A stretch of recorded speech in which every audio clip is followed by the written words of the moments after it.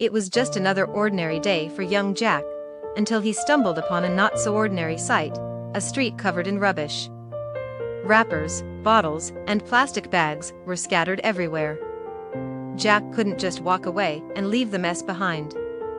Someone had to clean it up, and that someone was going to be him, but how? Determined to make things right, Jack headed straight into the nearby supermarket. He approached the counter, ready with a simple request. Excuse me, can I please have a plastic bag? I want to clean up all the rubbish outside and throw it in the bin. I'm sorry, but you'll need to pay for the bag. They're 10 cents each. But I'm just trying to clean up the mess outside. Do I really need to pay for the bag? Company policy. We sell the bags, not give them away. But the response wasn't what he expected. The cashier, without missing a beat, informed Jack that he'd need to pay for the bag. Imagine that, paying for the privilege of cleaning up someone else's mess. Jack was puzzled and couldn't believe it. Here he was, trying to do the right thing, and now he had to buy a plastic bag to pick up trash. The irony wasn't lost on him. So, are you selling food and goods, or are you in the business of selling plastic? It seems the rubbish outside is now so valuable that I need to buy a bag just to throw it away. We don't set the rules, kid. It's just how things are. The irony wasn't lost on Jack, but the cashier was unmoved. Rules were rules, after all. Jack wasn't about to give up so easily. After all, he couldn't just leave the street in such a state. All right, I'll pay for the bag. I can't just walk away and leave the rubbish there.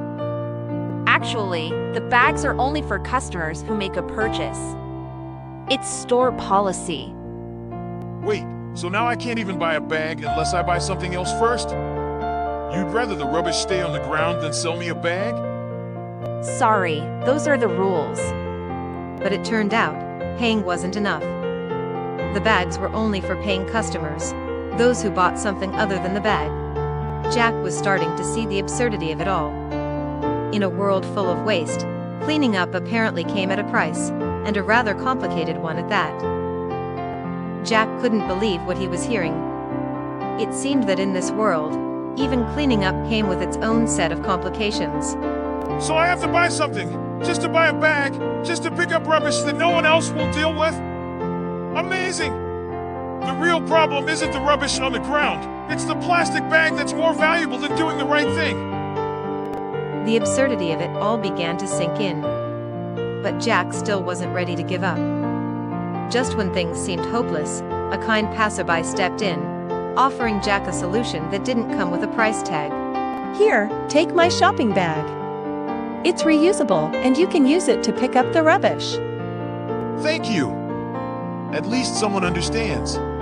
Jack finally got his bag, not from the store, but from a kind stranger. It wasn't the store that solved the problem, but someone who cared enough to help.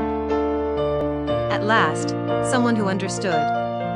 With the reusable bag in hand, Jack was ready to take action. Jack headed back outside, bag in hand, and started picking up the rubbish. It wasn't glamorous, but it was the right thing to do. As he worked, he couldn't help but think about how hard it had been just to get a bag. In a world where profit seemed to come before everything, where did that leave doing the right thing?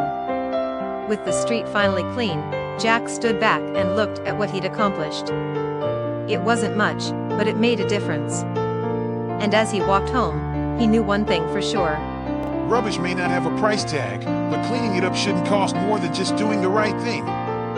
Rubbish may not have a price tag, but cleaning it up shouldn't cost more than just doing the right thing.